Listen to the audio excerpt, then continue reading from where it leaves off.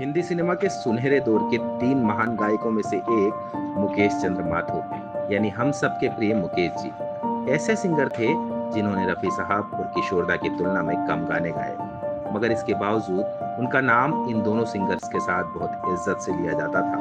मैं तो एक ख्वाब हूँ, इस ख्वाब से किसी की मुस्कुराहटों पे हो निसार, किसी का दर्द में। मुकेश जी दर्द भरे नगमों से लेकर रोमांटिक सॉन्ग्स बहुत खूबसूरती से गाते थे, जबकि वो ना तो रफी साहब जैसे शास्त्रीय संगीत सीख कर आए थे और ना वो किशोर कुमार की तरह मल्टी टैलेंटेड फिल्म पर्सनालिटी थे।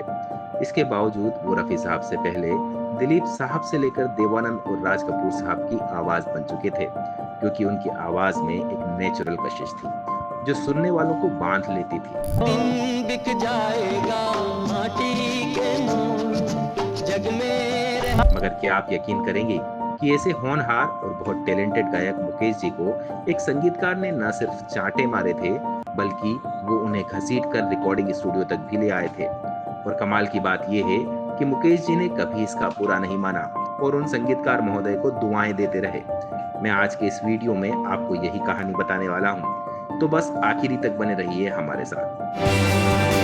पुरानी दिल्ली में मुकेश जी अपनी फैमिली के साथ रहते थे और उस दौर के मशहूर हीरो मोतीलाल जी उनके दूर के रिश्ते में लगते थे। मोतीलाल जी बहुत बड़े कलाकार थे, मगर उन दिनों एक्टिंग और फिल्म लाइन की बहुत इज्जत नहीं थी, इसलिए वो इतना शानदार काम करके भी जिंदगी के आखिर में बदकिस्मत ही साबित हुए। इन मोतीलाल जी ने ही मुकेश की प्रतिभा को पहचाना और उनको दिल्ली से मुंबई ले आए ताकि वो बैकग्राउंड सिंगिंग में अपना करियर बना सकें। उनकी कोई संतान नहीं थी, इसलिए उन्होंने मुकेश जी को अपने बेटे की तरह माना और उनको कुछ उस्ताद और गुरुओं से शास्त्रीय संगीत की शिक्षा भी दिलवाई।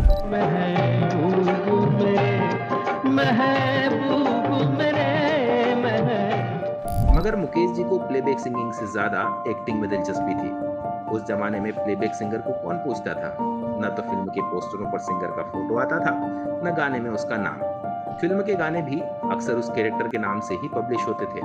मगर मुकेश जी को इन सब मुश्किलों से गुजरते हुए महान सिंगर बनना था और इसका रास्ता निकाला संगीतकार अनिल विश्वास साहब ने। नहीं किया तो करके देख, तू भी किसी पे मर के देख, नहीं किया। मोतीलाल जी ने अनिल विश्वास से उनका परिचय कराते हुए कहा था कि ये बहुत अच्छा गाता है, इसका गला सुरीला है। उन दिनों आज की तरह हिंदी फिल्मों में न इतना कंपटीशन था और न ही ज्यादा पढ़े लिखे लोग फिल्म लाइन में आते थे, पर मुकेश जी दिल्ली के एक प्रतिष्ठित परिवार से आए थे और उनकी पूरी फैमिली हाईली एजुकेटेड थी, इसलिए भी अनिल दा ने उन्हें मौका देने की सोची और उनसे कुछ गानों की रिहर्सल कराई।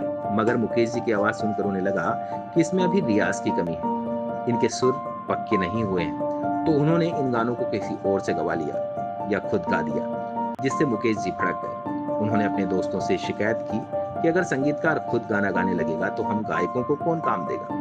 ये दुनिया चुगली करने वालों की दुनिया है।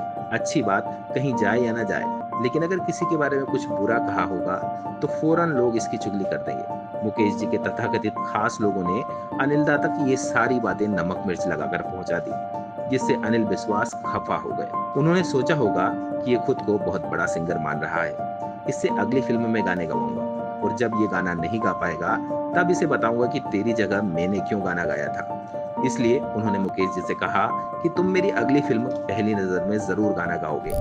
दिल जलता है तो जलने दे। उन्होंने कुछ दिनों तक मुकेश जी से इस गाने की रिहर्सल कराई और फाइनली वो दिन आ गया जब इस गाने की रिकॉर्डिंग होनी थी। सारे साजिंदे आ चुके थे, मगर प्लेबैक सिंगर मुकेश नहीं आए।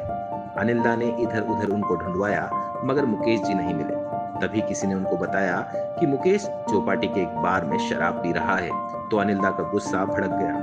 आंसू न बहा पर याद न कर। दरअसल गलती मुकेश जी की भी नहीं थी। उन्होंने देखा था कि पिछली बार की फिल्म में अनिल दा ने उनके गाने खुद गा दिए थे, इसलिए उन्हें लग रहा था कि इस बार भी अनिल दा उनकी जगह खुद ही गाने गा देंगे, इसलिए वो निराशा में शराब पिए जा रहे थे। इधर अनिल दा उनको ढूंढते हुए सीधे चौपाटी पहुंच गए, जहां मुकेश जी नशे में टुल थे। यूं नाम वफा बर्बाद न कर। उन्होंने जैसे ही मुकेश को देखा तो भड़क कर उनको 3-4 चांटे मारे और कहा कि मैं वहाँ तुम्हारा इंतजार कर रहा था और तुम यहाँ शराब पी रहे हो। इसके बाद उन्होंने मुकेश जी को खींचा और अपनी कार में डाल दिया। वो उनको स्टूडियो ले आए। दरअसल उन दिनों रिकॉर्डिंग स्टूडियो आसानी से नहीं मिलते थे। कई महीनों पहले की बुकिंग करानी होती थी, इसलिए गाना उसी दिन रिकॉर्ड करना जरूरी था। लिहाजा अनिल दा ने ठंडे पानी से मुकेश जी का सिर धुलवाया और उन्हें कड़क काली कॉफी पिलाई ताकि उनका नशा कम हो सके और वो गाना गा सके। तू पर्दा नशी का आशिक है। मुकेश जी ने ये सब देखा तो बहुत शर्मिंदा हुए।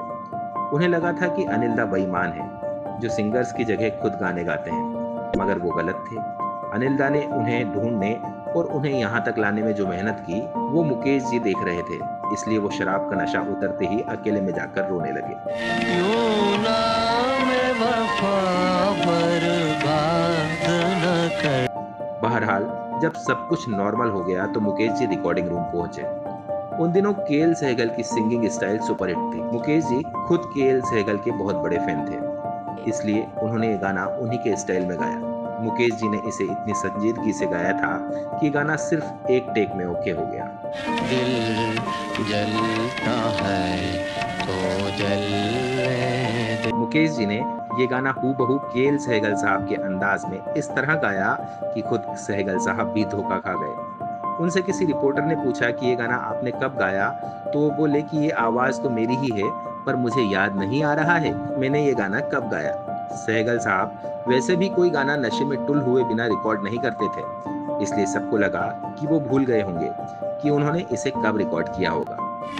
मासूम नजर के तीर चला। हालांकि फिल्म पहली नजर नहीं चली, इसकी कहानी दर्शकों को पसंद नहीं आई, मगर मुकेश जी का ये गाना इतिहास में हमेशा के लिए अमर हो गया और इसी से मुकेश जी को पहली बार बॉलीवुड में पहचान मिली। जब मुकेश का निधन हुआ उससे पहले अपने आखिरी कॉन्सर्ट में उन्होंने इसी गाने को गाया था।